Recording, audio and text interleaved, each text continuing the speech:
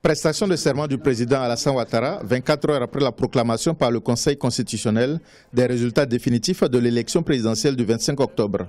Le président Ouattara a été réélu avec 83,66% des voix. Le chef de l'État ivoirien entame un nouveau mandat de 5 ans sous le signe de la poursuite des chantiers pour faire de la Côte d'Ivoire un pays émergent en 2020. Au plan institutionnel, il annonce une révision de la Constitution pour modifier les conditions d'éligibilité à la présidence de la République.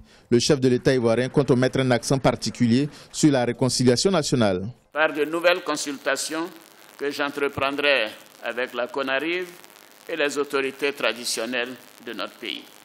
Ce processus nous permettra d'accélérer la réconciliation des filles et des fils de notre pays. Dans ce contexte, j'invite tous mes compatriotes, particulièrement les femmes et les hommes politiques, à saisir cette nouvelle opportunité de rassemblement de notre nation. Le discours du chef de l'État a été accueilli favorablement par les Ivoiriens.